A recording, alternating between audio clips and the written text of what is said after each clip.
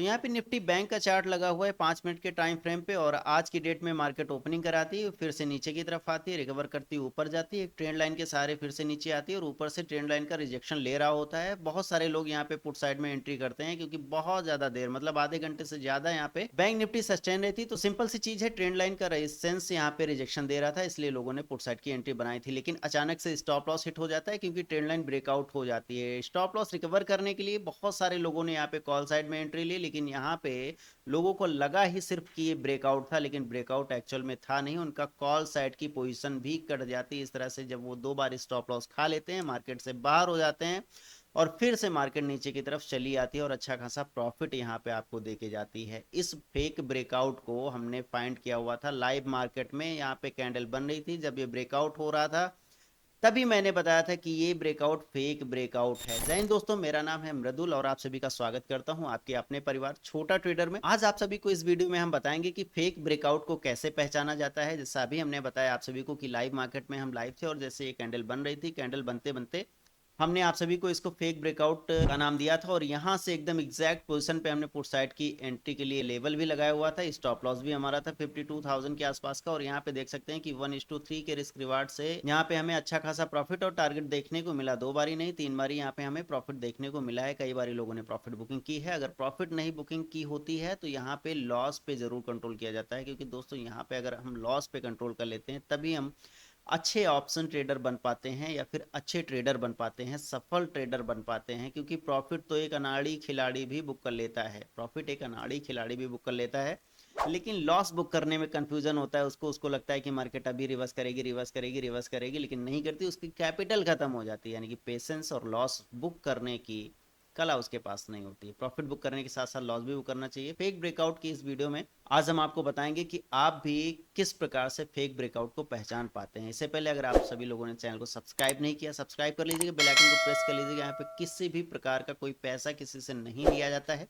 और ना ही आगे लिया जाएगा। इसलिए आप सभी से गुजारिश है, मेरे नाम पे अगर कोई पैसे मांगे तो प्लीज किसी को पैसे मत दीजिएगा। दोस्तों, आप सभी लोगों ने ऑप्शन चेन डेटा का नाम तो सुना होगा। ऑप्शन चेन डेटा क्या होता है? ऑप्शन चेन डेटा होता है कॉल राइटर्स, पुट राइटर्स का। राइटर्स क्या होते हैं? जो सेलर्स होते हैं। जैसे हम किसी से प्रीमियम खरीदते हैं, जो स्ट्राइक प्राइस खरीदते हैं, तो वो कोई बेचता है तभी हम खरीदते हैं। तो जो बेचने वाले होते हैं वो 52,000 की कॉल बेच दी यहाँ से कि तुमको लग रहा है कि ये ब्रेकआउट हो गया है, हमने कॉल बेच दिया है। लेकिन हम फिर हमारे पास ये कह सकते हैं कि ऑपरेटर्स हैं और बहुत सारे पैसे हैं, तो हम इस मार्केट को रिवर्स करने में सक्षम हैं अगर, तो फिर से हम ये फेक ब्रेकआउट दिखा के आपको कॉल साइड में एंट्री करवा के हम कॉल वाला प्रीमियम बेच देते हैं। उसके बाद फिर से मार्केट को गिरा देते हैं, यानी कि मार्केट जहां जाना था आएगी वहीं पे, लेकिन आपके स्टॉप लॉस खाने के बाद में। क्योंकि सेलर्स का पैसा तभी बनता है जब हम बायर्स लोग प्रीमियम को बाई करते हैं, और वो प्रीमियम डीके होता है, वो प्रीमियम हमारे अपोजिट चला जाता है, एसएल लगता है, तभी हमारा जो जो भी नुकसान होता है वो सेलर्स का प्रॉफिट होता है। ठीक है, तो इसी प्रकार से हम सेलर्स का डेटा देखेंगे, यानी कि ऑप्शन चेन का डेटा देखेंगे टेक्निकल के साथ साथ। हम यहाँ पे जैसे मान के चलो एक ट्रेंड लाइन हमने फॉर्म की यहाँ पे, उसके बाद में ये सस्टेन कर रही है, इसके नीचे हम क्या करेंगे, अगर पुट साइड में एंट्री करेंगे भी तो हम ऑप्शन चेन का डेटा एक बार ही देखेंगे। ऑप्शन चेन का डेटा देखने के लिए ऑप्शन चेन एनालिसिस कैसे करते हैं उसकी वीडियो बनाई है, अदरवाइज यहाँ पे हम थोड़ा सा हम बताने का प्रयास करते हैं। राइट क्लिक करके हम ऑप्शन चेन के डेटा पे आ जाते हैं। यहाँ पे देख सकते हैं कि ओ आई चेंजेस दिख रहे हैं। इस साइड में ओ आई दिख रही है, एक सेकंड में यहाँ पे दिखाने का प्रयास करता हूँ। ये ओ आई दिख रही है, ओ आई चेंजेस दिख रहे हैं, वॉल्यूम दिख रहे हैं, एल टी पी दिख रही है। ये पुट साइड का डेटा इस साइड में है, और इस साइड में ये कॉल साइड का डेटा दिखाई दे रहा है। ये हमारी स्ट्राइक प्राइजेस हो जाती हैं, और ये हमारा जो होता है, ये जो लाइंस दिख रही होती हैं, ये प्रॉपर स्ट्राइक प्राइस की जो ओ आई का डेटा है वो हमारा बताता है कि किस साइड में कितने सेलर कहाँ पे किस तरह से हावी हैं। कॉल साइड में राइटर्स या फिर सेलर्स ज़्यादा हैं, या फिर पुट साइड में राइटर्स या सेलर्स ज़्यादा हैं।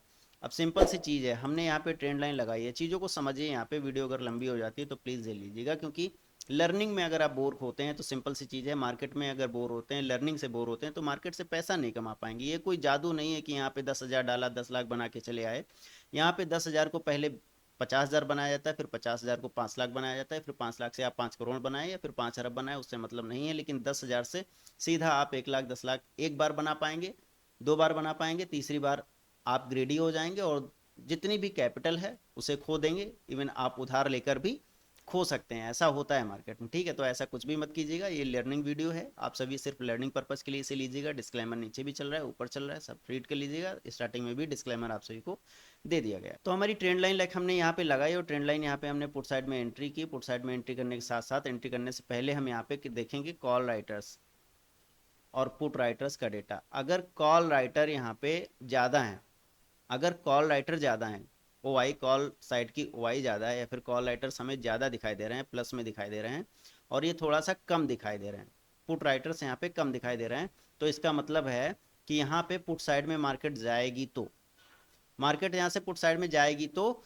यहाँ पे हम पुट साइड की एंट्री तो ले लेते हैं, लेकिन यहाँ पे हम स्टॉप लॉस भी रखते हैं। स्टॉप लॉस हमारा क्या होता है, वो प्रीवियस हाई होता है। जैसे हमारा ये है प्रीवियस हाई, तो ये प्रीवियस हाई हमारा स्टॉप लॉस होता है। अब अगर हम यहाँ पे स्टॉप लॉस लगाते हैं तो देखिए यहाँ पे स्टॉप लॉस हमारा हिट ना करके फिर से यहाँ तक जाती तो है, लेकिन बिना स्टॉप लॉस हिट किए फिर से नीचे की तरफ आ जाती है। तो अगर हमारा प्रॉफिट नहीं होता है तो लॉस भी नहीं होता है, इवन हमें प्रॉफिट में ही निकलने के लिए मिल जाता है, देखने को मिल जाता है, एक मौका मिल जाता है कि हम प्रॉफिट में भी निकल सकते हैं या फिर सीटीसी निकल सकते हैं। ये तो हमारी स्ट्रेटजी हो गई, सेकंड स्ट्रेटजी, कि अगर मार्केट हमारे खिलाफ चली गई तो हम अपना लॉस मिनिमाइज करके सीटीसी निकाल सकते हैं, कॉस्ट टू कॉस्ट निकाल सकते हैं, या फिर थोड़ा बहुत प्रॉफिट मिल रहा होता है तो हम बुक करके निकल जाते हैं। अगर मार्केट रिवर्स कर जाती है ऊपर की साइड में तो ठीक है, अगर मार्केट यहीं से नीचे की तरफ चली जाती है इस तरह से, तो हमें प्रॉफिट ही प्रॉफिट होता। तो ये हो गया कि हम लॉस को मिनिमाइज कर लिए हैं, लॉस पे कंट्रोल कर लिए हैं, और प्रॉफिट को हम बुक करने का प्रयास करते हैं, ठीक है। तभी हम ओवरऑल प्रॉफिटेबल हो पाएंगे, अदरवाइज लॉस तो बहुत सारे लोग बुक करते हैं, एक दो बारी प्रॉफिट सभी के हो जाते हैं। अब ये ब्रेकआउट कर रहा है, तो चूंकि मेन लेसन इस वीडियो का है कि हम ब्रेकआउट को कैसे फाइंड करेंगे, तो सिंपल सी चीज़ है, ये ब्रेकआउट किया हुआ है, फिर हम ऑप्शन चेन का डेटा देखेंगे, वही चीज़ देखेंगे, कॉल साइड के ओ आई, पुट साइड के ओ आई, यानी कि पुट साइड का डेटा और कॉल साइड का डेटा। हमारी आज की लाइव वीडियो भी जाके देख सकते हैं आज की डेट की, तो वहाँ पर भी हमने ऐसे ही किया था एकदम सेम। तो कॉल साइड का डेटा जो था वो राइटर्स ज़्यादा थे, मतलब राइटर्स हावी थे, करीब 1.28 सीआर के आसपास में थे, और ये इंक्रीज भी हो रहे थे। 1.28 के बाद में हमने थोड़ी देर बाद देखा 1.32 के आसपास में थे, तो मतलब ये इंक्रीज हो रहे थे, जबकि पुट साइड के जो वाई जो राइटर्स थे वो भाग रहे थे। यहाँ पे करीब 1.02 के आसपास में थे, उसके बाद में फिर 19 लाख के आसपास में राइटर्स रह गए। इसका मतलब पुट साइड से राइटर भाग रहे हैं, राइटर्स को लग राइटर्स मार्केट को गिराने के लिए लगे हुए हैं, लेकिन वो दिखा रहे हैं कि हम कॉल साइड में जा रहे हैं, तभी तो आप बाई करेंगे। जब तक लॉलीपॉप मिलेगी नहीं तब तक आप कैसे एंट्री करेंगे, है ना। ट्रैप बोलते हैं जिसे, ट्रैप, जाल में फंसाया जाता है आपको। तो इस जाल में फंसने के लिए हम देखते हैं कि जब राइटर्स भाग रहे हैं तो हम क्या करते हैं, पुट साइड के राइटर्स भाग रहे हैं तो हम कॉल साइड में जाएंगे ही क्यों।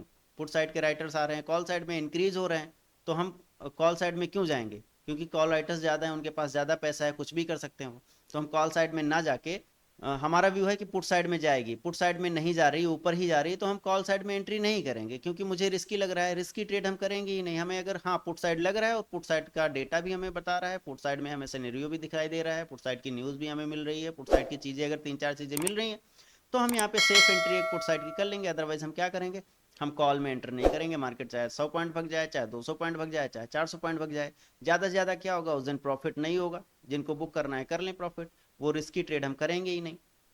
लेकिन जब जहाँ पे सेफ चीज़ें दिख रही होती उसके अकॉर्डिंग हम यहाँ पे अगर करते हैं तो थोड़ा सा प्रॉफिट हो जाता है।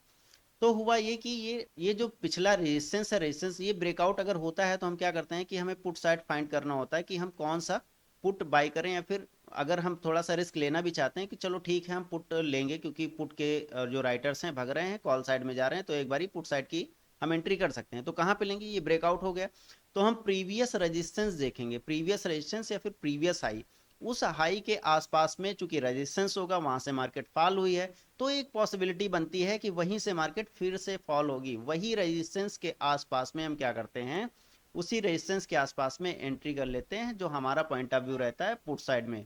फॉर एग्जांपल यहाँ पे पुट साइड में हमने एंट्री किया, और उसके बाद क्या करते हैं, आर आर के हिसाब से या फिर रिस्क रिवार्ड रेशियो के हिसाब से हम स्टॉप लॉस डिसाइड कर लेते हैं, या फिर उसका भी जो प्रीवियस लो होता है, जो ट्रेंड लाइन बना रहा होता है, उसका भी जो प्रीवियस हाई होता है उसके आसपास का स्टॉप लॉस लेते हैं, कि अगर मार्केट खुदा न खासा बुलिश हो गई तो फिर क्या होगा, हम स्टॉप लॉस लेके निकल जाएंगे। और फिर अगर सिंपल सी बात है, अगर ये लेवल ब्रेकआउट करता तो मार्केट बुलिश हो सकती थी, तो हमारे स्टॉप लॉस लेके, छोटा सा स्टॉप लॉस लेके हम निकल आते। लेकिन जो हमारा एनालिसिस सही है, हमारी चीजें सही है, तो अपोजिट जाएगी ही नहीं। 100 ट्रेड में हम कह रहे हैं कि 90 ट्रेड तो प्रॉफिटेबल होंगी, 10 ट्रेड गलत चली जाएंगी, तो 10 ट्रेड गलत चली जाएंगी, 90 सही चली जाएंगी, तब भी हम ओवरऑल प्रॉफिटेबल रहेंगे। और ओवरऑल क्या है, मतलब अच्छा एक्यूरेसी, यहाँ पे 50-50 के चांसेस होते हैं, तब भी प्रॉफिटेबल रहते हैं लोग। और होना भी चाहिए, बस आपका आरआर मजबूत होना चाहिए, 1.2 के आसपास का होना चाहिए कम से कम। फिर यहाँ पे अगर मार्केट आती नहीं आती है तो हमारी एंट्री नहीं बनेगी, हम नहीं करेंगे। लेकिन अगर आती है तो हम पुट साइड की एंट्री करके स्टॉप लॉस डिसाइड करके और टारगेट जो लेते हैं वो जो लो के आसपास में होता है, या फिर फिब रिट्रेसमेंट की हमने वीडियो बनाई हुई है, फिब रिट्रेसमेंट के हिसाब से भी आप क्या कर सकते हैं, टारगेट ले सकते हैं। 50% के आसपास का टारगेट ले सकते हैं, 61% के आसपास का टारगेट ले सकते हैं, और 78% के आसपास का टारगेट ले सकते हैं। अब देखिए, मुझे लगता है कि 50% के आसपास से हमने यहाँ पे देखिए फिब रिट्रेसमेंट सेलेक्ट किया, इस वाले लो से इस वाले हाई को किया, और एकदम एग्जैक्ट पॉइंट 61% के आसपास में हमने टारगेट लगाया था, और ये टारगेट आया, यहाँ से थोड़ा सा वापस चली गई लेकिन फिर से आई, तो टारगेट आया, 61% का टारगेट आया। तो वही बताया कि टारगेट लेने के लिए अगर रिवर्सल ट्रेड है तो 61% के आसपास से ले सकते हैं। 38% और 78% का रोल अलग है, वो मैंने बताया हुआ है कि इन गोल्डन रेशियोज नंबर की चीजें कहाँ कहाँ पे अप्लाई होती, कैसे अप्लाई होती हैं, क्यों अप्लाई होती हैं, उसकी पूरी प्लेलिस्ट बनी हुई है, वो भी आप विजिट कर सकते हैं। अब समरी ये कहने का मतलब ये है कि इस वीडियो में आपने क्या समझा कि हम फेक ब्रेकआउट कैसे पहचान सकेंगे, कि अगर मार्केट जो है ब्रेकआउट कर रही है, फॉर एग्जांपल हमने यहाँ पे ट्रेंड लाइन लगाई, ट्रेंड लाइन ब्रेकआउट हो रही है, तो हमें डेटा जरूर देखना चाहिए। अगर कॉल साइड में ब्रेकआउट हुआ है और अगर कॉल साइड के राइटर्स बढ़ रहे हैं या फिर ज्यादा हैं, तो मतलब ये फेक ब्रेकआउट है। फेक ब्रेकआउट फिर हम इधर नहीं जाएंगे, इधर नहीं जाएंगे, भले ही पुट साइड में एंट्री ना करें। ठीक, क्या होगा, ज्यादा से ज्यादा प्रॉफिट नहीं होगा, लेकिन लॉस भी नहीं होगा हमारा। ठीक है, लॉस पे अगर कंट्रोल लग गया तो हम ओवरऑल प्रॉफिटेबल हो जाएंगे। इसी तरह से चाहे हॉरिजेंटल लाइन का ब्रेकआउट हो रहा हो या फिर अपोजिट डायरेक्शन का कोई ब्रेकआउट हो रहा हो, इसे पुट साइड में कोई ब्रेकआउट हो रहा हो, तो सेम चीजें अप्लाई होती हैं। लाइव लर्निंग ज्वाइन करने के लिए सब्सक्राइब जरूर कर लीजिएगा, लोगों में दोस्तों में शेयर भी कीजिएगा। अगर वीडियो पसंद आई हो तो लाइक करना बिल्कुल मत भूलिएगा, क्योंकि ऐसे ही वीडियोस बनाने के लिए मुझे लाइक का मोटिवेशन जरूर चाहिए होता है। मिलते हैं नेक्स्ट वीडियो में, तब तक के लिए जय हिंद, जय Bharat, Vande Mataram, take care, bye bye all of you.